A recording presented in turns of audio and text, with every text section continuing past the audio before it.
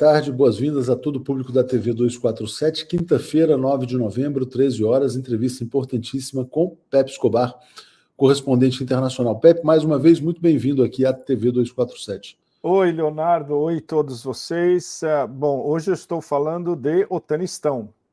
Otanistão, diretamente da França, diretamente de Paris. Só saudar aqui os assinantes chegando, Pepe. Maurélio, Agostinho, Paulo Carvalho, Zé Cláudio, Elisaura, Altair, Maria, Carla Ostoff, também aqui o Carlos Hernani e Lina Santana. Muito obrigado a todos que estão vindo como membros e assinantes. E a Luciana Mota dizendo ansiosa por essa entrevista. Olha meu convidado especial, a minha caneca de Donetsk. De Donetsk, você só pode comprar essa caneca em Donetsk. Nem em Moscou existe. Ela me acompanha há 8 anos. É isso aí. Bom, vamos dar likes, vamos compartilhar. Pepe, olha, realmente as pessoas estão muito, como diz aqui a Luciana, ansiosas por essa entrevista. Vai ser super importante. Sim. Essa vai ser heavy metal, como você antecipou. Vai ser bem heavy metal. Bom, eu acho que todos vocês no Brasil estão tão arrasados emocionalmente com a Nakba 2.0 transmitida ao vivo para todos os smartphones do planeta, né? É inimaginável que a gente esteja vivendo isso hoje. É inimaginável, mas está acontecendo. Uma depuração étnica em tempo real, crimes contra a humanidade seriais e uma expulsão Palestina, Nakba 2.0, como ontem, por exemplo, só ontem, 50 mil palestinos tiveram que abandonar o norte de Gaza por aquele corredor absurdo, vigiado e permitido durante algumas horas, porque senão eles iam ser simplesmente trucidados ou incinerados, que a política na verdade, é a tática de última hora inventada pelos maníacos genocidas de Tel Aviv para resolver o problema palestino, começando com a destruição total do norte de Gaza. A gente vai chegar por que norte de Gaza, primeiro. E isso é muito importante. Mas eu queria começar a nossa conversa com um acrônimo. Talvez o acrônimo mais triste e mais repulsivo do século XXI, porque é um acrônimo que não deveria jamais ter sido inventado.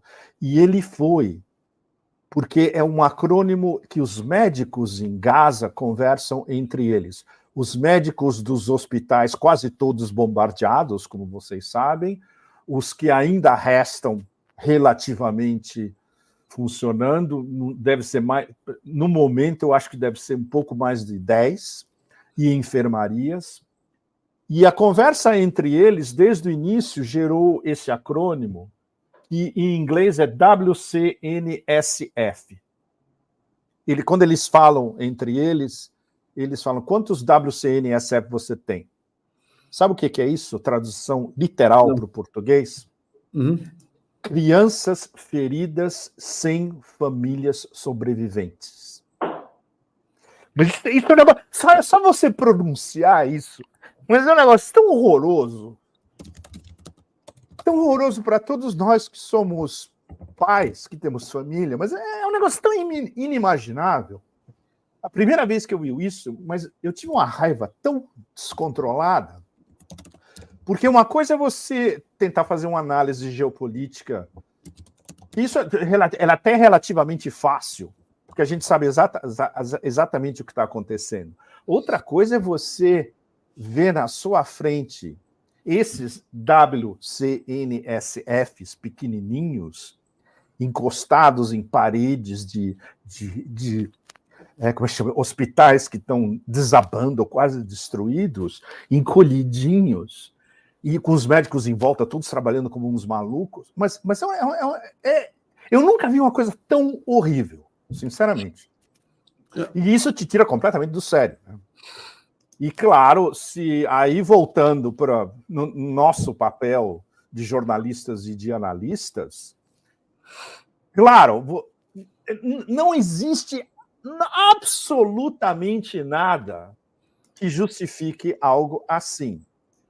Mas, do ponto de vista da psicopatologia bíblica demencial desses colonos zionistas, isso é normal. Isso é normal, porque isso quando você, o seu ódio se reflete em você bombardear crianças com bombas milionárias lá de cima, você já passou além de qualquer vestígio de humanidade. Ou seja, essa laia toda é infra-humana, nem se qualifica como humana.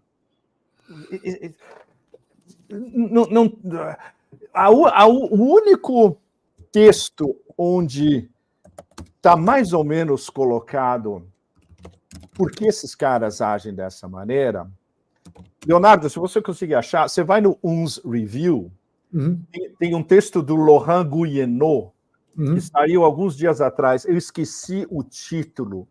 Se não me engano, é a psicopatologia bíblica de Netanyahu, algo assim. Não vai ser difícil você achar. Tem um link no meu, como é que chama, dos meus canais, no Telegram, VK, etc. E esse texto seria muito importante se esse texto fosse traduzido para o português. O Laurent Guyeno é um excelente scholar. Voilà, a psicopatia bíblica de Israel.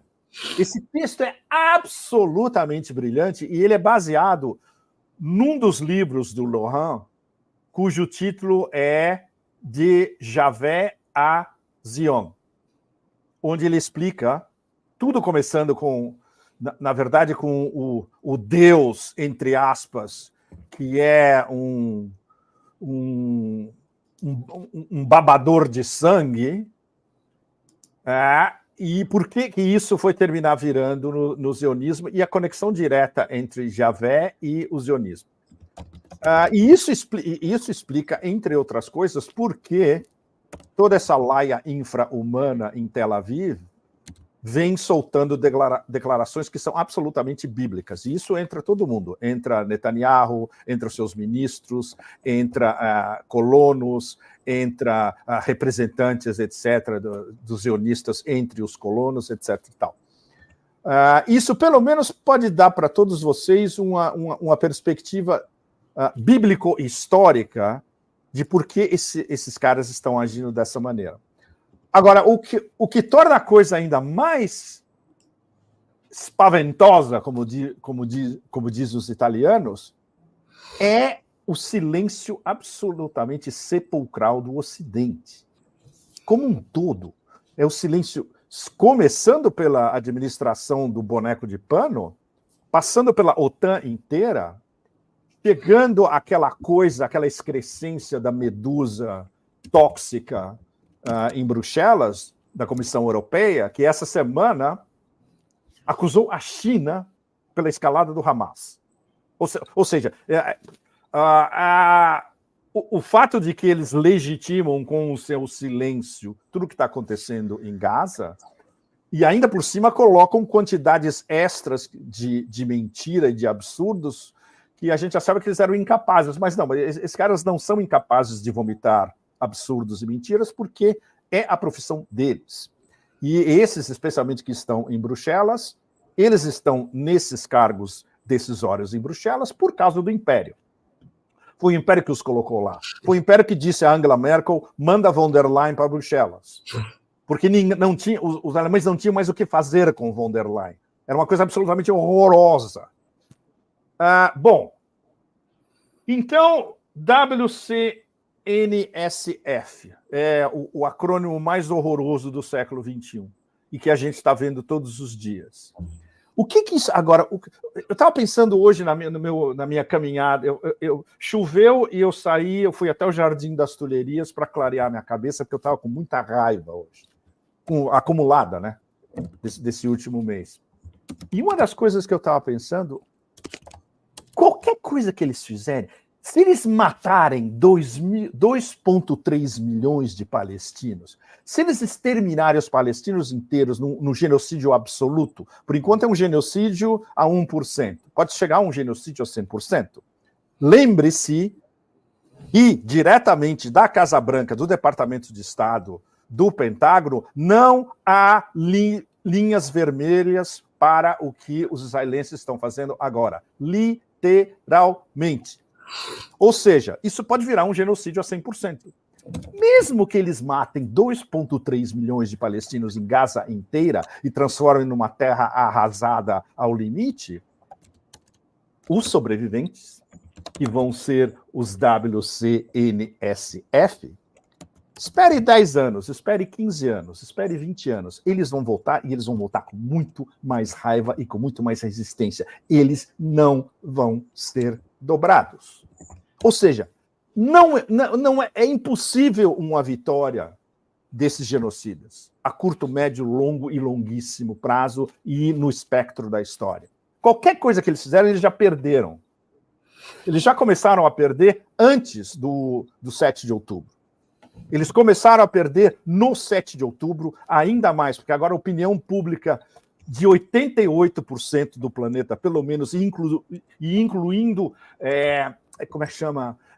Silos de gente extremamente alerta no norte global, para não dizer, evidentemente, na América Latina, no sul global inteiro, Israel já perdeu para sempre. E o Ocidente como um todo, toda aquela altivez moral de dar lições para o planeta, está morto. Isso já está morto. Isso é uma das consequências fundamentais de tudo que aconteceu nesse último mês, a parte o genocídio.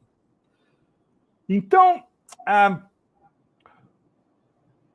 nessa configuração de um horror inaudito e inesquecível, aí a gente começa a ver as gradações de quem está perdendo e quem vai perder eternamente com essa história toda. Aí entra todo mundo. Aí entra, seja quem for nos Estados Unidos, porque isso é um consenso bipartidário, ou seja, entre o Partido Democrata e entre o Partido Republicano como um todo, porque eles estão legitimando tudo isso, com vozes raríssimas de exceção. Raríssimas.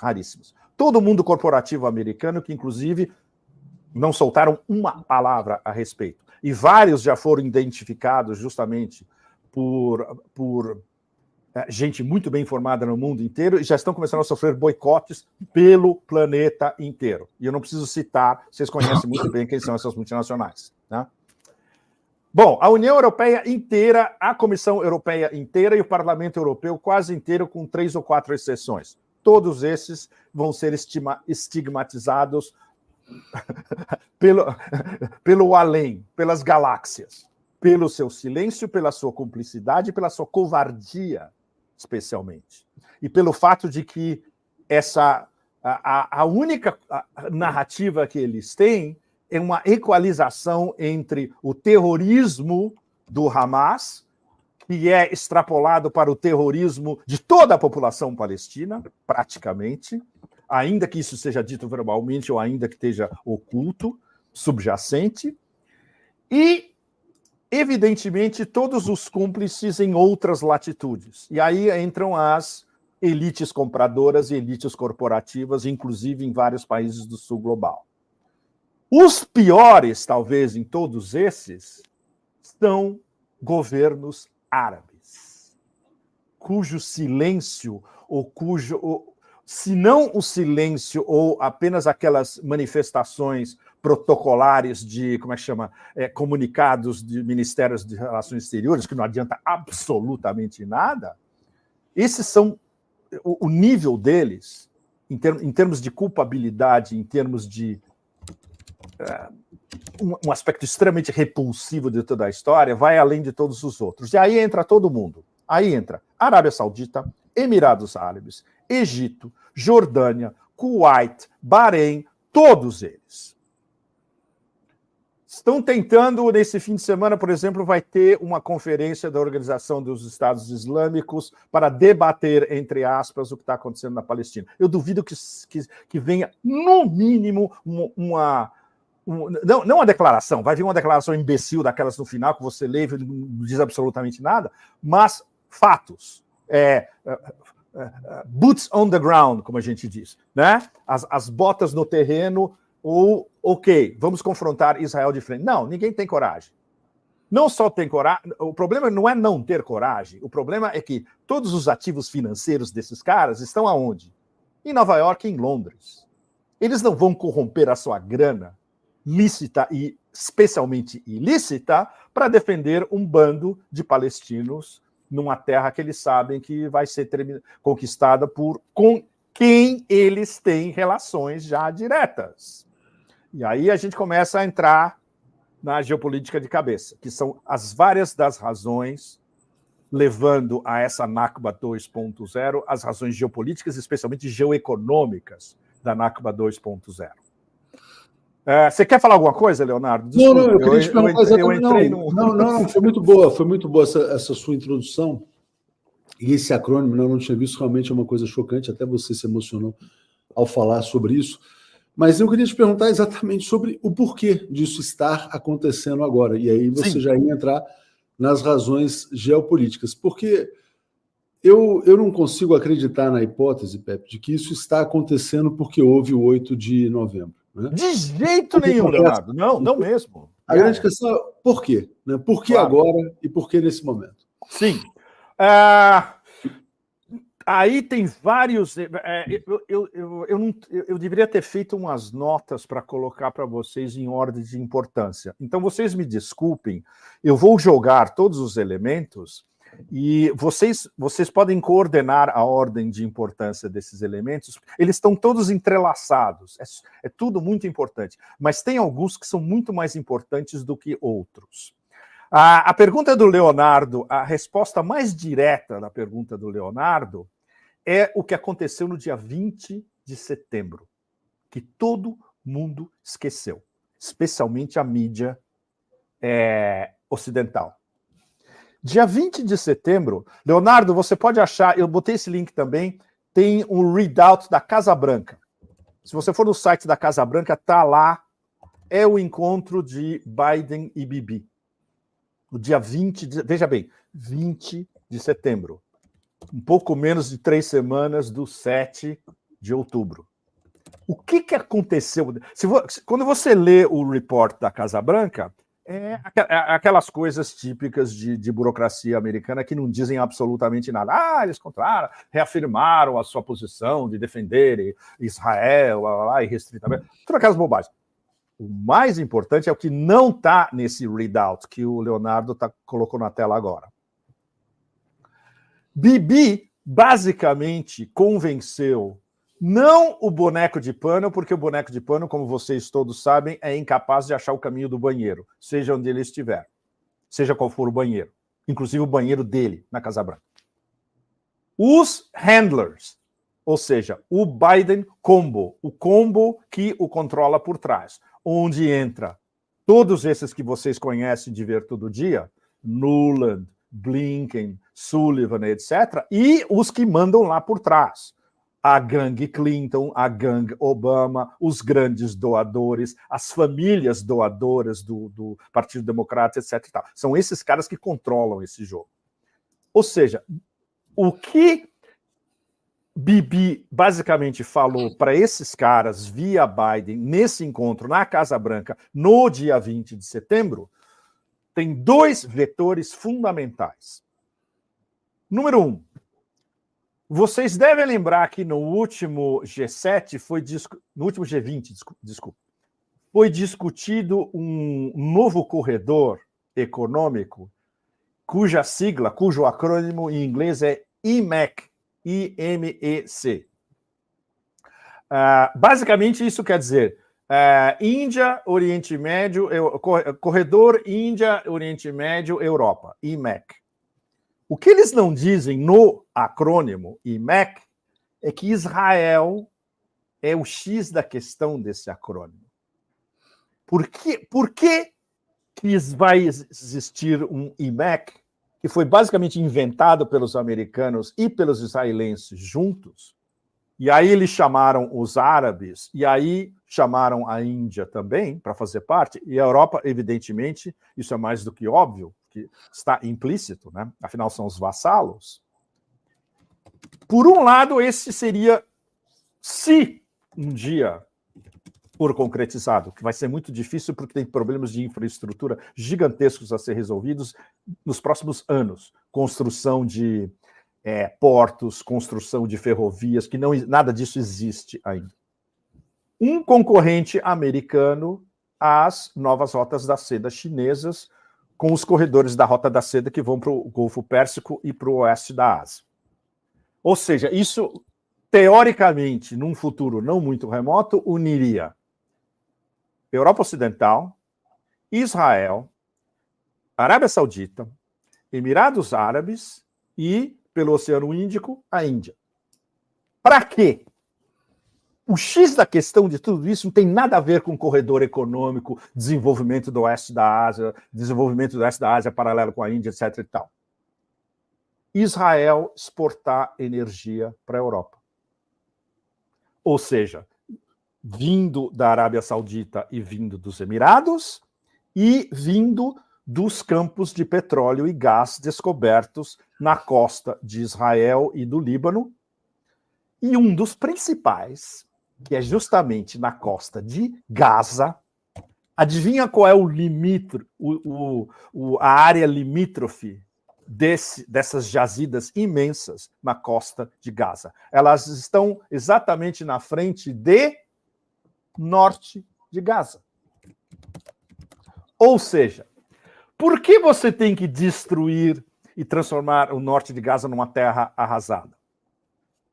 Porque essas concessões que estão exatamente na frente de Gaza, offshore, né, no leste do Mediterrâneo, no mar. A exploração, até agora, era num consórcio liderado pela British Gas. Essas concessões acabam o ano que vem, 2024. Uma das possibilidades, aí vocês vão começar a ver como funciona a teia de aranha por trás, que ninguém...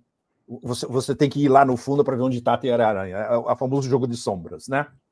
Uma das possibilidades é que o pessoal de Gaza poderia transferir essa concessão, adivinha para quem? Para a Gazprom.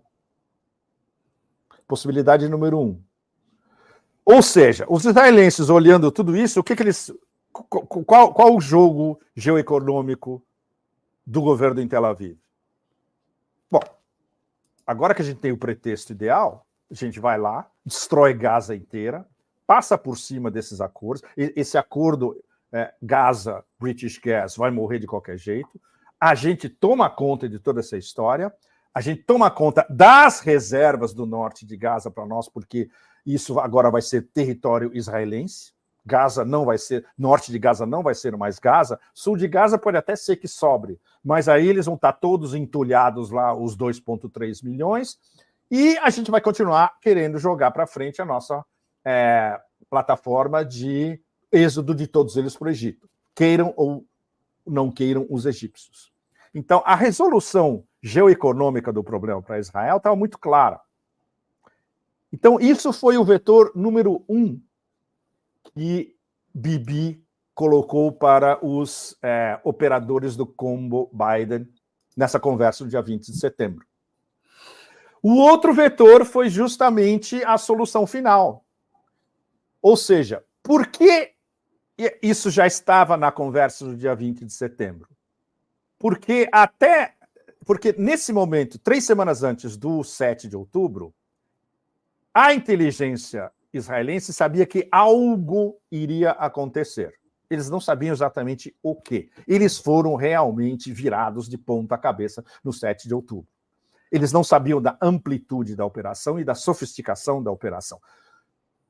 O Sheikh Nasrallah, no discurso antológico dele na semana passada, ele disse no meio do discurso dele, nós, Hezbollah, não sabíamos. O Irã disse por várias instâncias, Ministério das Relações Exteriores, Ministério da Defesa, etc., nós não sabíamos. Foi uma operação desenhada pelo Hamas, com colaboração de outras facções em Gaza, da Frente de Liberação da Palestina, do Islamic Jihad, etc. Os financiadores do Hamas certamente não tinham todos os detalhes da amplitude. Eles estavam financiando o Hamas nesses últimos tempos. E eu vou dar 2 dos principais para vocês. Não é o Irã. Um é a Turquia e o outro é o Catar. Por que Turquia e Catar? Porque Hamas é Irmandade Muçulmana. Erdogan, basicamente, é Irmandade Muçulmana. E o Emirado do Catar é Irmandade Muçulmana. Aí junta os 3. O Irã, o apoio do Irã é mais para a Islamic Jihad, embora eles tenham mais ou menos reatado com o Hamas nos últimos meses. Ninguém deve esquecer que até pouquíssimo tempo atrás, menos de um ano, o Hamas estava na Síria lutando contra Damasco, contra a Syrian Arab Army, o exército árabe sírio de Bashar al-Assad controlado por Damasco. A reconciliação com o que a gente chama de eixo da resistência é um processo desses últimos meses apenas. E eixo da resistência, mais uma vez, para lembrar para vocês todos, é muito importante. Irã, representado pelo IRGC, os guardas revolucionários. Como é que chama? A projeção externa, que é a Al-Quds, que era controlada diretamente pelo general Soleimani até ele ser assassinado por ordem direta de Donald Trump no início dessa nossa década, começando os Raging Twenties, como eu escrevi na época, e é o título do meu último livro publicado. As milícias que estão na Síria, que tem diversas milícias ligadas ao Irã e ligadas ao Hezbollah, mas sírias. As milícias no Iraque, que é o que a gente chama de People Mobilization Units, unidades de mobilização popular. A mais importante é o Hashd al-Shaabi. Eu encontrei com eles em Bagdá em 2018. A gente já conversou isso em várias das nossas lives. Nesse encontro foi incrível, porque nesse encontro, quem nos deu um briefing enorme de uma tarde inteira sobre o que as milícias árabes fazem no Iraque foi o Abu Mohandes, que foi assassinado junto com o general Soleimani no início de 2020. Tem outras milícias, inclusive do Afeganistão. Eu conversei com alguns desses soldiers no Irã. Foi sensacional. A gente passou uma tarde, eu estava conversando com as milícias afegãs ligadas aos iranianos no Afeganistão na época, e na época o Afeganistão ainda estava sob ocupação americana. E, completando o eixo da resistência, o Ansar Allah no Iêmen. Como vocês devem ter visto, absolutamente extraordinário o que aconteceu ontem, né, Leonardo, se não me engano. Foi nas últimas 24 horas, se não me engano. Eles abateram um drone MQ-9 americano de 32 milhões de dólares com um míssil Houthi. Ontem. Foi um negócio absoluto. Ficou todo mundo embasbacado, porque que míssil eles usaram? Então tem uma discussão sensacional nos canais militares, todos, russos, iranianos, que mísseis os Houthis usaram para derrubar um MQ-9 Reaper, que voa lá em cima, como vocês sabem, e é o drone mais sofisticado dos americanos e um dos mais sofisticados do mundo. Ou seja, os Houthis estão diretamente na guerra. Totalmente. Ou seja, os únicos que botaram o membro na mesa, para sermos diplomáticos até agora, entre todos os países árabes, foram, claro. Mas o Iêmen é um caso muito especial. O Iêmen está no fundo do coração de todos nós que apoiamos o eixo da resistência, porque a gente sabe que eles não brincam. Eles tomaram tudo que foi possível e imaginário da como é que chama? Coalizão Arábia Saudita, Emirados Árabes, com apoio dos americanos por trás, durante anos, não se dobraram. Os sauditas vão ser obrigados a fazer uma paz com o Iêmen, porque eles jamais vão conseguir ganhar essa guerra. E não se esqueça que o cara que lançou essa guerra, o MBS, em Riad, na Arábia Saudita, é o cara que vai ser obrigado a fazer a paz com os iemenitas agora. O mesmo MBS. Bom, então isso dá para vocês a amplitude do eixo da resistência. Então, os únicos que estão diretamente enviando mísseis, inclusive, esses mísseis são interceptados quando eles passam em cima do território da Arábia Saudita ou se passam em cima do território da Jordânia, provando mais uma vez que os líderes, entre aspas, dos países árabes, seja um reizinho de pacotilha como o Abdullah na Jordânia, ou seja o dito Bonovox da Arábia Saudita, MBS, é blá, blá, blá. Que na hora H, confrontar Israel na prática, eles não têm coragem. De jeito nenhum. Bom, então isso dá para vocês a amplitude do eixo da resistência, o que está acontecendo. E aí isso nos leva ao a vertente mais complicada de todas, é o Hezbollah. Por que o Hezbollah não está em guerra contra Israel agora? Aí eu vou remeter vocês ao discurso Sun Tzu, absolutamente brilhante, do Nasrallah na última sexta-feira, onde Nasrallah basicamente disse que, na verdade, o Hezbollah já está em guerra, mas é uma guerra limitada e controlada. Eles estão já envolvidos. A troca de, digamos, objetos de guerra na fronteira entre Palestina ocupada e sul do Líbano está começando a ficar cada vez mais brutal. E especialmente ontem começou a subir de incandescência.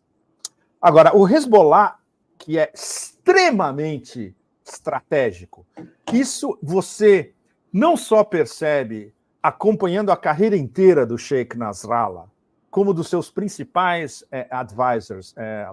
E quando você vai ao Líbano e você fala com o pessoal do Hezbollah, eu tive o privilégio de fazer isso em 2018, pouco depois da nossa conversa com o presidente Lula. Quando eu estava no Líbano, uma das coisas que nós conseguimos fazer, a gente foi convidado para o think tank do Hezbollah para fazer 3 palestras. E na hora que eu fui fazer a minha palestra, eu mudei de assunto e falei do Lula. E todo mundo adorou na época, né? Porque o Lula, na época, estava preso. E todo mundo tinha perguntas sobre o Lula. Foi extraordinário. Mas o nível dos caras é outra coisa. É um nível de um instituto de estudos estratégicos lá em cima. Esses são os caras que são, digamos, o conselho de decisão político-estratégica do Hezbollah e que o Nasrallah escuta sempre. O Nasrallah, para vocês terem uma ideia, ele escutava Soleimani. Ou seja, até o Ayatollah Khamenei, que tecnicamente é a maior autoridade do mundo xiita, ele deferia para o Soleimani. E Nasrallah, quando encontrava com Soleimani, ele deferia para o Soleimani também, porque o Nasrallah sabia que o grande estrategista político a curto, médio e longo prazo, e o único cara que tinha o big picture na cabeça, era o general Soleimani. Tudo isso que está acontecendo, unindo as diversas facções do eixo da resistência, todo mundo, desde as milícias do Afeganistão, as milícias na Síria, as milícias no Iraque, Hezbollah e os iemenis, isso foi pensado estrategicamente pelo general Soleimani. E qual seria o papel da resistência palestina? E aí ele não fazia uma gradação entre as diferentes facções. Não, ele tratava da resistência palestina como um todo e trabalhando junto com o eixo da resistência como um todo. Ou seja, ele tinha uma visão holística, global, big picture da história toda. Isso mostra para vocês que você analisando, vendo diretamente digamos, o raid suicida de escape da prisão. Parece um filme de Hollywood, escape da prisão. O 7 de outubro foi um escape da prisão, essencialmente. Mas tem muito mais por trás que a gente não sabe em termos de planejamento e que não foi e não vai ser revelado tão cedo pelas lideranças do Hamas ou por outras lideranças da resistência palestina e muito menos por alguém como o Sheikh Nasrallah ou, como é que chama, assessores do Hezbollah, e muito menos os iranianos. É um processo extremamente complexo, multifacetado, onde era necessário ter, digamos, uma faísca para conseguir virar o jogo. Eles viraram o jogo. O preço que está sendo pago, que isso, vários de nós temos sérias dúvidas se eles analisaram que o preço a ser pago para virar o jogo seria o genocídio que a gente está vendo atualmente. Provavelmente eles não calcularam que ia ser um genocídio com essa ferocidade e tão rápido.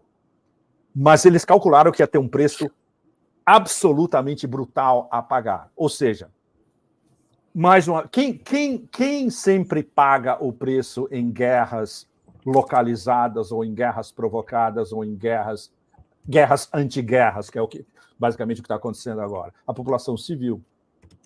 E quando você vai contra um adversário como os zionistas, que não tem nenhum limite em termos de desprezar a população civil, o outro, e inclusive deles mesmos, Leonardo e vocês todos, porque agora está provado, com os vídeos que saíram nas últimas 24 horas, que inundaram o Twitter, entre outros, de que no dia 7 de outubro, os pilotos israelenses nos Apache americanos estavam bombardeando tudo que estava acontecendo lá embaixo, lá de cima. Porque eles não sabiam quem era refém, quem era kibbutzim, quem era israelense e quem era palestino.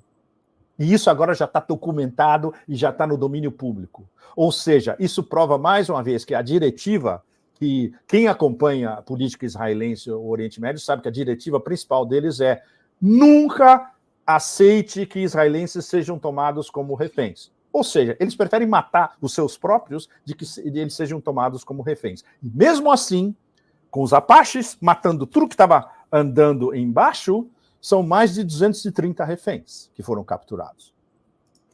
E isso era estava dentro da lógica do raid da prisão do Hamas, porque o objetivo principal, digamos, o mais simples de todos, era trocar esses reféns israelenses com os mais de 5 mil palestinos que são reféns e que são prisioneiros nas prisões israelenses. Então, todo mundo, entre os dois lados, os israelenses sabiam desde o começo que eles vão fazer reféns e depois eles vão tentar a troca. Não é bombardeando Gaza a Idade da Pedra ou isolando o norte de Gaza e cortando tudo que eles vão alterar esse fato. E isso provando mais uma vez que eles não têm nenhum interesse na população civil israelense que foi tomada como refém, que, veja bem, cada vez saem mais números. A maior parte dos mortos no dia 7 de outubro foram militares. Civis entre a metade ou uma minoria. Ainda não tem uma definição, porque é impossível você acreditar em qualquer coisa que vem do IDF, Shin Bet, Mossad, Ministério da Defesa israelense ou do gabinete do primeiro-ministro. Ninguém. E as cifras que vêm da Palestina são inconclusivas. Mas o que se sabe já, determinado inclusive por uma reportagem em detalhe do Haaretz, que foi publicada nesses últimos dias, não teve bebês decepados, esquartejados. Parece que teve uma vítima bebê entre todos os 1.400, teoricamente 1.400 vítimas do 7 de outubro. Bom, então já está provado também para o resto do sul global que os israelenses mentiram sobre o que aconteceu realmente no dia 7 de outubro. Eles assassinaram israelenses em massa no dia 7 de outubro. A falha de inteligência absolutamente brutal, se proposital ou não, aconteceu no dia 7 de outubro. O que pode ser estabelecido, ou talvez nunca seja estabelecido daqui para frente, é se foi proposital, se foi o pretexto ideal para o 11 de setembro, o Pearl Harbor, como foi evocado pelos próprios israelenses no dia, para a gente chegar à solução final, a depuração étnica e o bombardeamento de Gaza, a Idade da Pedra, que é o que a gente está vendo agora, ou se foi uma falha pura e simples por incompetência absoluta, mas isso é muito, muito difícil. E isso, conversando com analistas militares que conhecem em detalhes todo o sistema de detecção do muro de mais de $1 bilhão, dos sistemas de detecção 24/7, nem um gato passa por aquela fronteira sem ser, como é que chama, fotografado e print, etc. e tal, é impossível. Eles sabiam que isso ia acontecer, eles viram acontecer, a demora na reação pode ser explicada de duas maneiras, por incompetência absoluta ou porque eles deixaram acontecer. Mas nada disso muda o big picture, que foi o que o raid aconteceu, e isso virou a percepção, por causa da resposta absolutamente demencial e genocida, virou a percepção de Israel no planeta inteiro, a não ser nesses silos da lavagem cerebral no norte global, e introduz um elemento de desestabilização total do oeste da Ásia, que, à primeira vista, é exatamente o que os americanos queriam.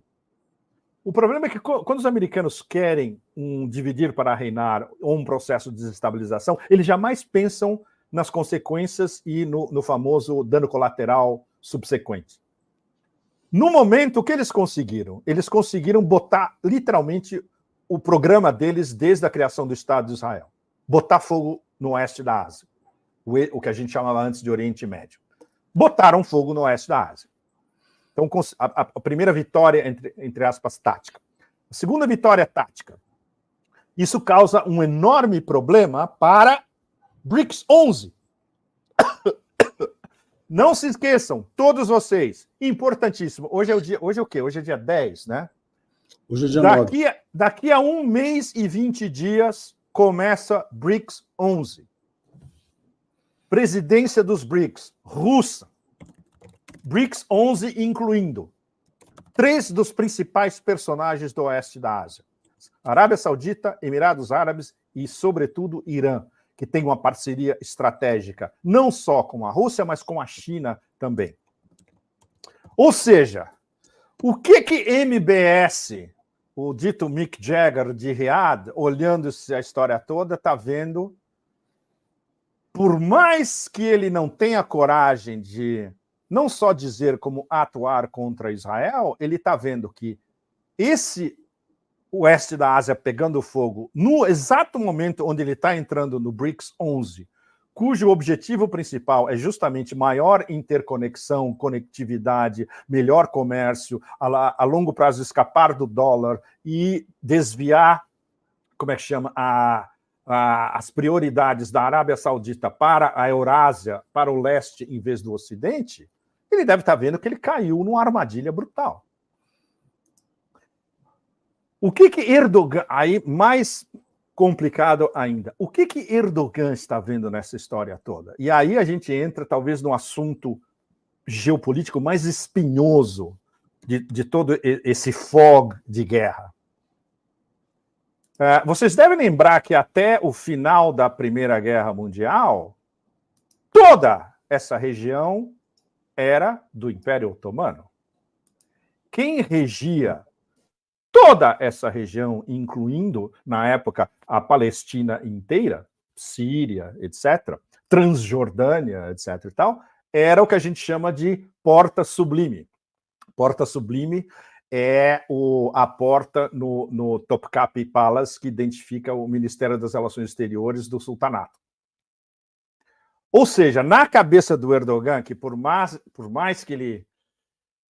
neo-otomano que ele tente posar, embora ele seja, no fundo, um agente infiltrado de interesses ocidentais, ele quer posar como quem vai recuperar o orgulho não só do Império Otomano, mas o orgulho dos árabes.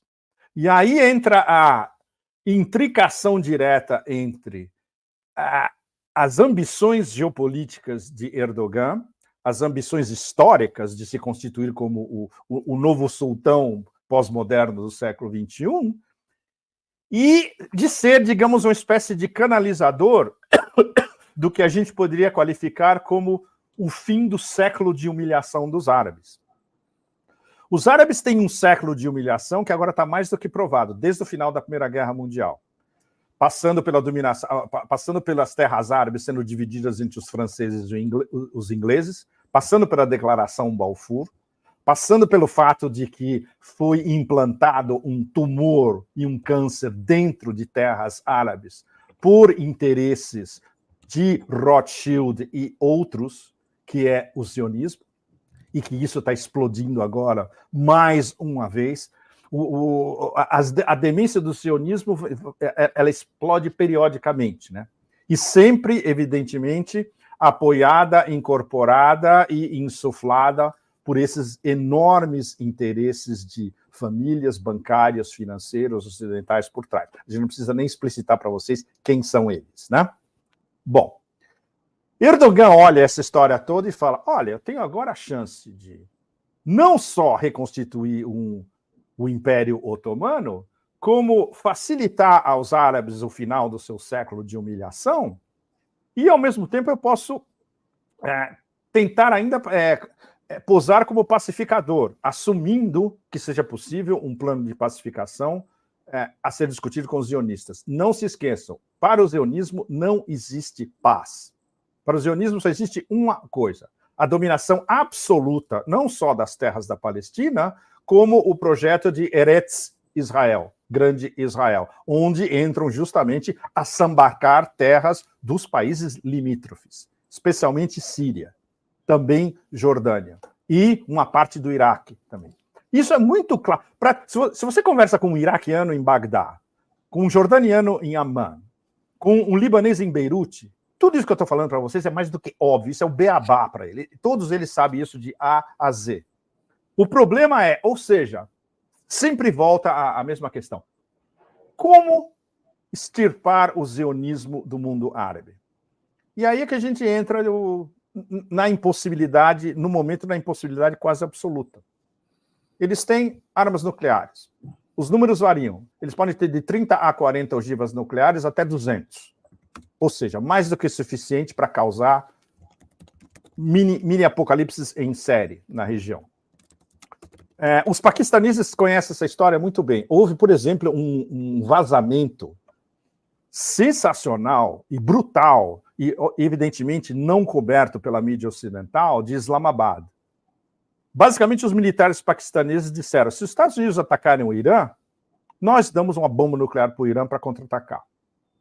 Isso é um negócio absolutamente brutal, porque isso mostra que existem instâncias de união islâmica que passam por cima dessa clivagem sunita-xiita. Uhum. E é justamente o X da questão da análise do Hezbollah. O Hezbollah passa por cima dessa clivagem sunita-xiita.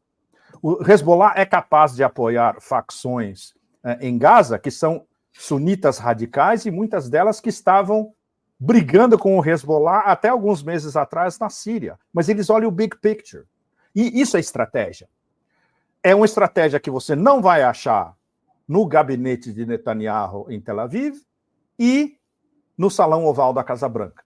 Porque eles não sabem o que é estratégia. Eles têm táticas epidérmicas para reagir a situações fora de controle. Por exemplo, tática epidérmica de mandar um diplomata infinitamente despreparado como o pequeno Blinken para 5 países árabes, tentar explicar para eles qual é a posição oficial da Casa Branca dos Estados Unidos nessa história, e ele é basicamente repudiado por todos os 5, e é tratado como um moleque de recados de 5ª categoria.